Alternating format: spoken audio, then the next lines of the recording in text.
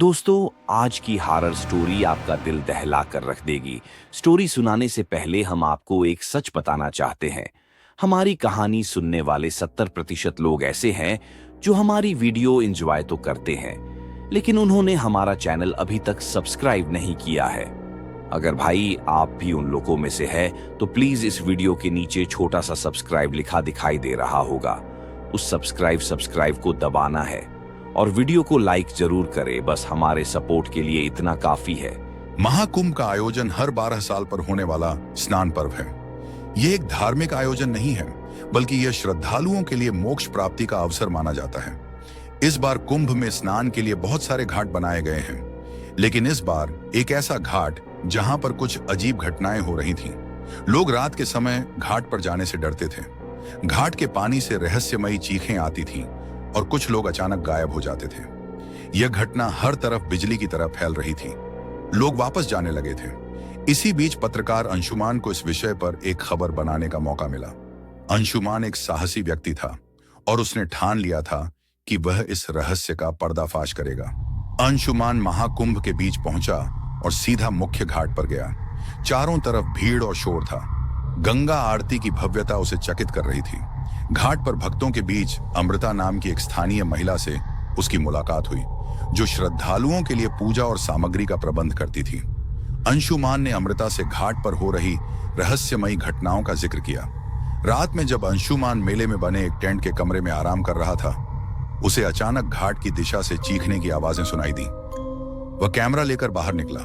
ठंडी हवा में घाट पर पहुंचते ही उसे पानी में हलचल दिखी। ऐसा लग रहा था जैसे किसी अदृश्य शक्ति ने एक व्यक्ति को खींच लिया हो, लेकिन वहां कोई नहीं था। अगले दिन अंशुमान ने स्थानीय लोगों से इस विषय पर बातचीत की। सभी ने कहा कि घाट शापित है। कोई कहता कि रात में वहां आत्माएं भटकती हैं, तो कोई कहता कि गंगा में कुछ अलौकिक शक्ति है।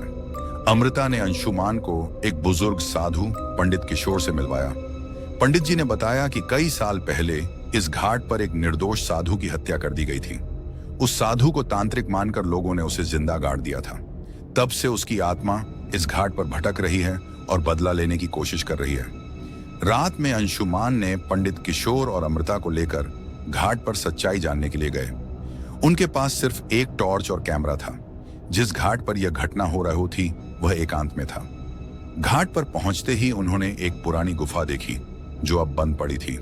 किशोर ने बताया कि यह वही गुफा है जिसमें वह साधु अपनी साधना करता था। गुफा के दरवाजे पर अजीब चित्र बने हुए थे। ऐसा लगता था जैसे यह किसी तांत्रिक अनुष्ठान का हिस्सा था। जैसे ही वे गुफा के अंदर गए, उन्हें अजीब आवाजें सुनाई देने लगी। अमृता ने डरकर वहां से लौटने को कहा, लेकिन अंशुमान ने उसे शांत किया। गुफा के अंदर उन्हें एक पुरानी किताब और कुछ मानव कंकाल मिले। अंशुमान ने उस किताब को पढ़ने की कोशिश की। उसमें संस्कृत में कुछ मंत्र लिखे हुए थे।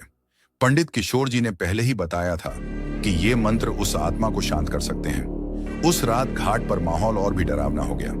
अंशुमान और अमृता जब मंत्र पढ़ने की कोशिश कर रहे थे तो गंगा के पानी से एक डरावनी आकृति उभरने लगी। चारों तरफ धूल सा छाने लगा।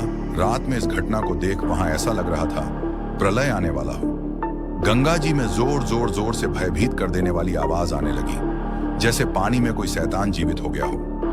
वह आकृति उस गुफा की तरफ बढ़कर अमृता की ओर बढ़ी और उसे खींचने की कोशिश करने लगी। गुफा की दीवारें जोर से कांपने लगी। ऐसा लगने लगा जैसे गुफा फट जाएगी। अब अमृता पूरी तरह डर गई और भागने की कोशिश करने लगी, लेकिन उसका प्रयास असफल रहा। अमृता को जैसे किसी अदृश्य शक्ति ने हवा में फेंक दिया हो। यह देखकर पंडित किशोर ने अंशुमान को कहा कि अब बच पाना बहुत मुश्किल है। हम सब उस आत्मा के चक्कर में फंस चुके हैं। अब अगर जिंदा रहना है तो उसे गुफा के अंदर जाकर जब तक प्रेत आत्मा वहां तक पहुंचे, उससे पहले उस किताब में लिखा अंतिम मंत्र पूरा करना होगा। गुफा में जाते ही अंशुमान ने देखा कि वहां एक बड़ा पत्थर रखा हुआ था, जिसके नीचे मानव कंकाल दबा पड़ा था। पंडित किशोर ने बताया कि यहीं उस साधु को मारकर गाड़ा गया था। अंशुमान ने साहस जुटाकर मंत्र पढ़ना शुरू किया। बाहर गंगा की लहरें उग्र हो रही थीं और एक अदृश्य परछाई गुफा की तरफ बढ़ रही थी। अचानक गुफा के अंदर धमाका होने लगा, लेकिन इस बीच अंशुमान ने अंततः जैसे ही मंत्र पूरा किया, गुफा में हल्की रोशनी फैल गई। एक भयानक चीख के साथ वह आत्मा शांत हो गई। घाट पर गंगा जी में होने वाला हलचल शांत हो गया। इसी तरह लोगों विश्वास हुआ कि यह सब कुछ मानव भूल का नतीजा था, जिसके चलते महाकुंभ में निर्दोष लोगों की जान जाती थी। इस घटना के बाद फिर ऐसी घटना देखने को नहीं मिली, लेकिन पंडित किशोर ने जाते जाते कहा, यह शांति स्थायी नहीं है। अगले महाकुंभ में फिर से यह सांपित घाट जागेगा और यहां जो अन्याय हुआ था उसकी गूंज हमेशा बनी रहेगी। अंशुमान ने अपनी रिपोर्ट पूरी की, लेकिन वह जानता था कि महाकुंभ का यह शापित घाट केवल एक कहानी नहीं, बल्कि एक सच्चाई थी।